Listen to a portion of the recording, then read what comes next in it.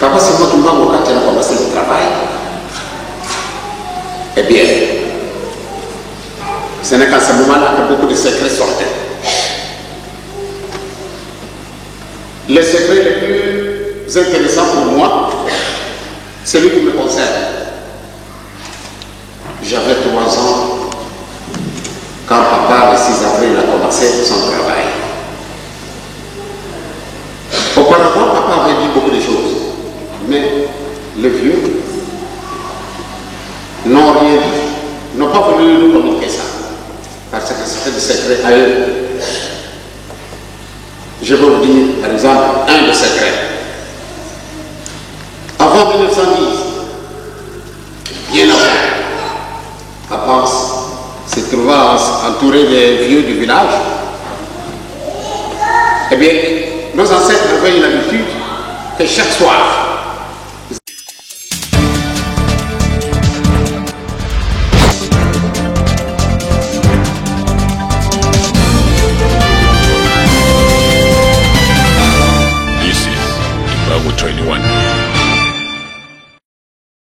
Papa Simon Kimbangu, quand il a commencé le travail,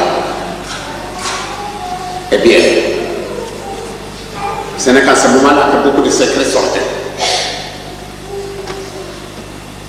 Les secrets les plus intéressants pour moi, c'est celui qui me concerne.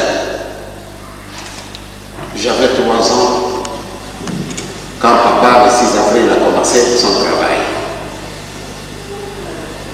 Auparavant, papa avait dit beaucoup de choses, mais les vieux n'ont rien dit, n'ont pas voulu nous communiquer ça, parce que c'était des secrets à eux. Je vais vous dire, par exemple, un des secrets. Avant 1910, bien avant, papa se trouvant entouré des vieux du village,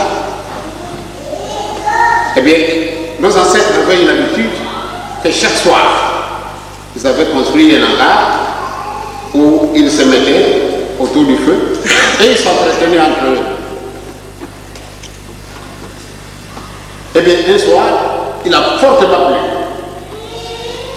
Et comme d'habitude, au village, nous faisons un peu de l'agriculture. Eh bien, chacun des vieux venait des champs. Bon, on doit quand même aller à l'endroit où ils avaient l'habitude d'aller se chauffer. Après cette soirée-là, malgré que papa Simon Kimbangu avait accompagné son père à aller un peu au champ, il était aussi mouillé. Mais quand le moment était là, il a préparé le feu. Bon, le vieux du village s'est réunissé. Eh bien, là, justement, on trouvait le seul garçon qui était là, c'est papa Simon Kimbangu. On l'appelle à Kimbangu. Si vous voulez bien aller demander un peu à maman, qu'est-ce qu'elle a préparé, amenez-le. Papa court, va chercher. Et tous ceux qui étaient autour du feu ont commandé à papa d'aller chercher la nourriture. Bon, maman, papa, pardon, a circulé toutes les maisons. À ce moment-là, il était jeune. Je ne connais pas son âge. Maintenant, les moments venus, ils doivent manger, mais les mains sont sales. On demande à papa, allez chercher un peu de l'eau, nous allons laver la main. Vous savez, pour nous, au village, ce n'était pas tellement compliqué. Et qu'on part chercher quelque chose de bon, on met de l'eau, chacun se lave autour des rôles. Après, immédiatement, on commence à manger. Quand nous étions jeunes, parce que nous avons participé à ça, quand vous assistez à de tels endroits, les petits ou bien les plus jeunes, on ne lui donne pas manger. De manger ensemble avec le bamou-talon. Le vieux devait terminer d'abord, alors il laissait toujours une partie. Pour celui qui est le plus jeune, s'il en a 2, 3, 4 jeunes, on leur donnait. C'est que eux avaient laissé. Et puis maintenant, quand papa fait tous ces gestes, ils ont mangé, eh bien on a donné une partie, lui pour qu'il mange lui aussi. Maintenant, tout le monde a admiré vraiment l'obéissance de papa Simon Kimbangu. Je dis bien l'obéissance. Tout le monde disait à son père, mais dites, mais vous avez un fils qui est extra. Il s'est soumis à nous tous. Nous lui avons recommandé. Et maintenant nous avons terminé à manger, nous lui avons remis les assiettes avec lesquelles nous avons mangé. Et il est allé remettre. Maintenant c'est vraiment qu'il est là. Vous avez fait un fils. Félicitations. Tout le monde est présenté de félicitations. À cause de l'acte que Papa Simon Kimbangou avait fait, à cause de son obéissance. Retenez-vous bien le bien. Parce que le dimanche, je vais me référer sur le Seigneur le Bouddha. Eh bien, Papa observait son père. Il observe. Son père ne dit rien, mais ne faisait que sourire. Parce qu'en Congo, nous avons un langage que nos ancêtres utilisaient.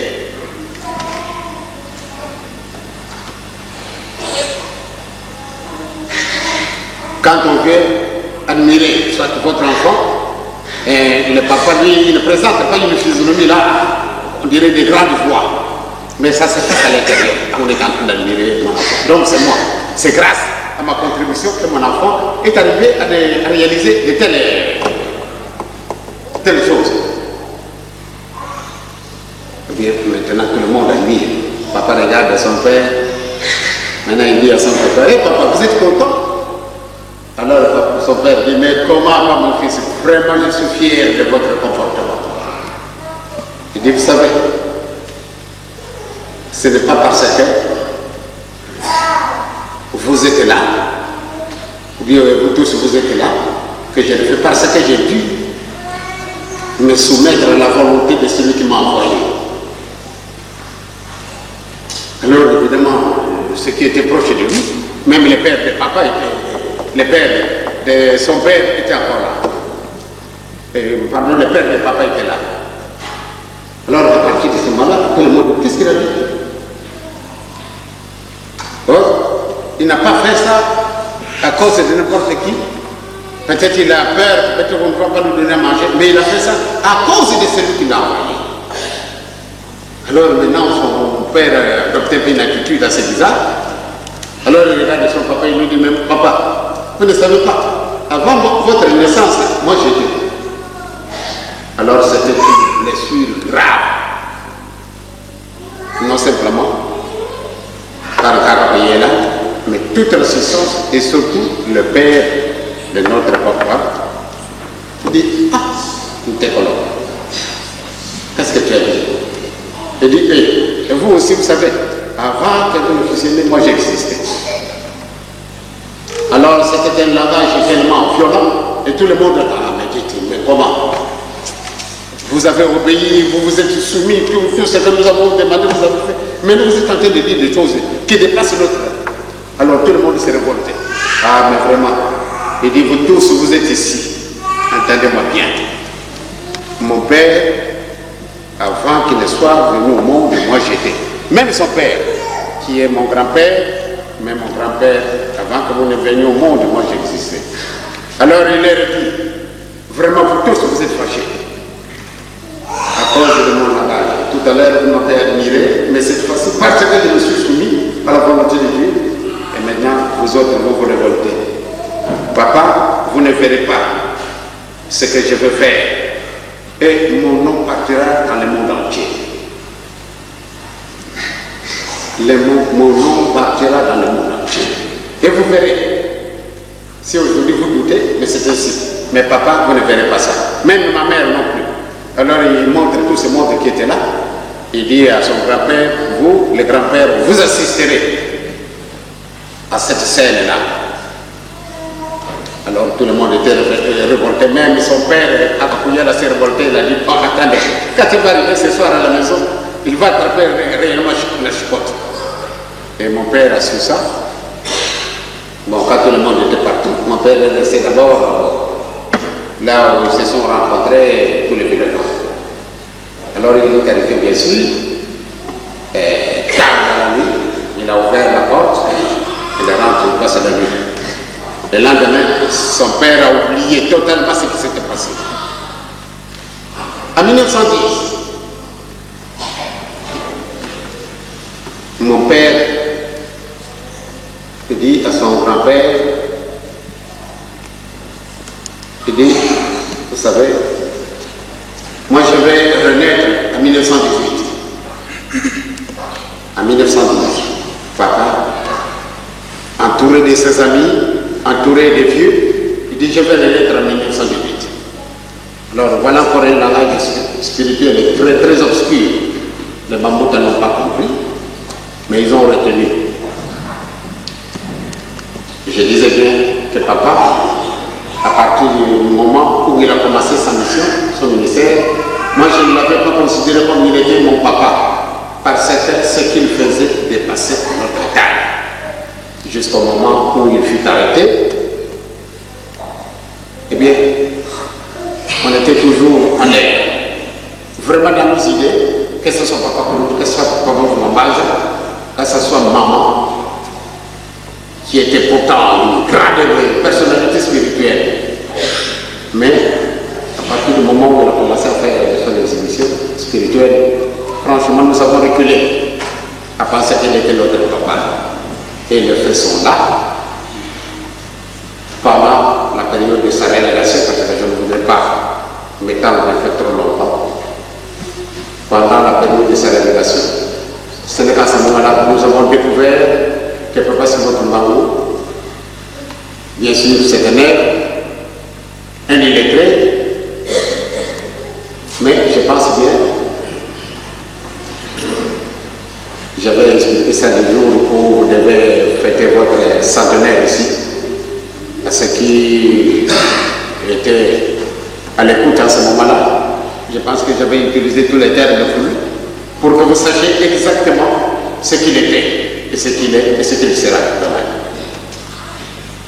Mes chers amis, ce jour du 12 octobre, je suis tellement brave parce que je ne voudrais pas vous retenir tellement longtemps parce que je vois les licences qui sont ici. Le 12 octobre, moi j'étais à ce moment-là fonctionnaire de l'État, c'était à Ghana, ou bien le Lomou. Pourtant, papa se trouvait à 800 km de là où je me trouvais. J'ai été fonctionnaire de l'État. Mais de 1921 jusqu'à 1948, papa ne pouvait pas nous écrire, ni nous lui écrire. Parce que c'était strictement interdit. Si mon prisonnier, il ne pouvait pas nous écrire pour donner ses nouvelles matériellement à ses enfants, ni à maman. Mais il avait eu de Dieu beaucoup de privilèges. Il utilisait ses moyens à lui, qui lui permettaient de se déplacer comme un bon descendant n'importe quand et n'importe où. Il pouvait s'en aller. Bon, maintenant, le 12 octobre, très tôt le matin, mon épouse est là. En ce moment-là, nous avions 2 enfants.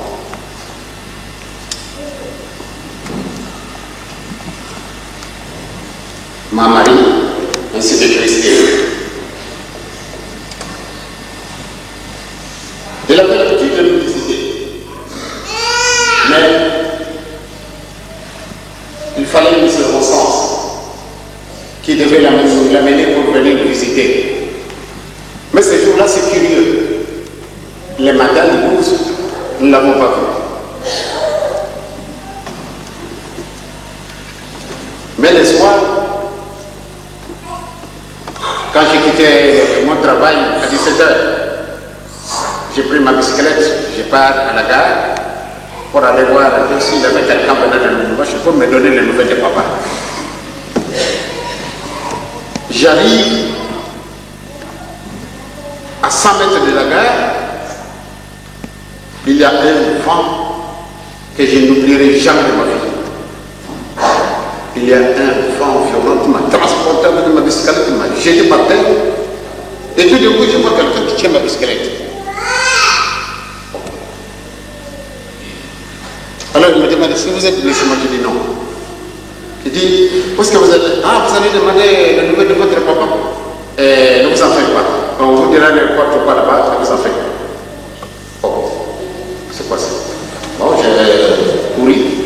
dit, moi je vais garder votre vélo. Tout d'abord, je l'ai peur, parce qu'il ne faut pas me voler le vélo. Mais puisqu'il a dit, si on vous demandait, vous allez demander qu'on vous dise quelque chose, il ne faut pas savoir peur en ce qui concerne votre papa. Voilà, ça et ça. Bon, je cours à la gare, je vois quelqu'un sur le train. Dès qu'il m'a dit, Joseph, je cours vers lui. Vous m'avez demandé les nouvelles de votre père? Moi, j'ai dit oui. Il dit, ne vous en faites pas, on va vous raconter une histoire, ne vous en faites pas. Les trains de marque. Maintenant, je reviens là où j'avais laissé ma bicyclette. La même personne qui m'avait répondu sur les trains, c'est celui qui m'a assisté pour reprendre mon vélo. Et je ne les trouve plus là. Je rentre à la maison, je n'étais plus gai. J'ai dit à ma femme, certainement, il va y avoir quelque chose. J'ai dit, jusqu'à le 24 octobre, date à laquelle je m'étais obligé de demander aux autorités coloniales belges, malgré que je savais très bien que mon père ne vivait plus, parce que vous devez imaginer. Alors je suis allé demander au gouverneur Peigné, mais qu'est-ce qui se passe avec mon père? Je n'ai plus de nouvelles. Alors il me dit, mais il n'a rien. Moi j'ai dit, mais si, il y a quelque chose. Mon père est mort depuis le 12. Il dit, comment?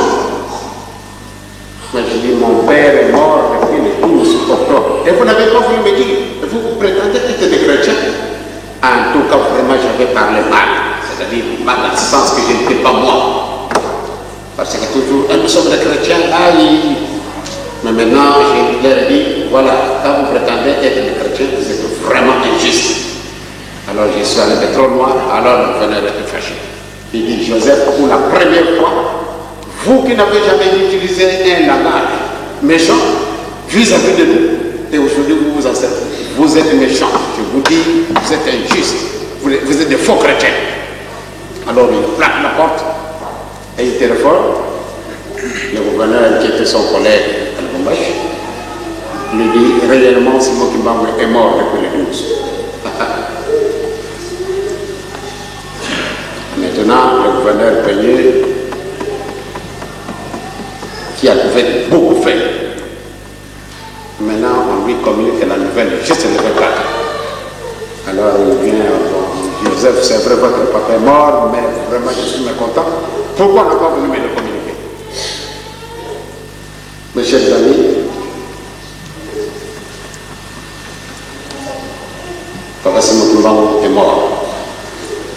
Ce jour-là, les gens ont fêté ce qui n'aimait pas Papa Simon Kimbangwe. Mais Papa Simon Kimbangwe, avant sa mort, je pense que c'est Papa, sa papa, que connaît Papa Yefa, eh bien, avait fait des révélations incroyables. Et nous avons entendu beaucoup de bruit, voilà, Simon Kimbangwe s'est converti au catholicisme. Ne vous en faites pas. Le Christ est mort. Justement, c'est tout un vendredi. Quelle drôle de coïncidence. Papa meurt un vendredi. Jésus meurt très tôt le matin. Papa Simon Kimbangwe meurt à 15h. Comme il avait prévu et qu'il avait dit à sa papa qu'aujourd'hui, à 15h, je veux mourir. Venez, je vous bénis. Tous ces trois militaires, il les a bénis. Alors, venez assister à ma mort. Alors, les soldats ont réagi. Ils disent, comment? Quelqu'un qui semble être un peu en bonne santé, puis il faut mourir à 15h. Il dit, à 15h, je vais quitter ce monde. À 15h, mon sang, voilà, papa, ce qu'il a fait. Il s'est tapé lui-même 3 fois ici, 3 fois.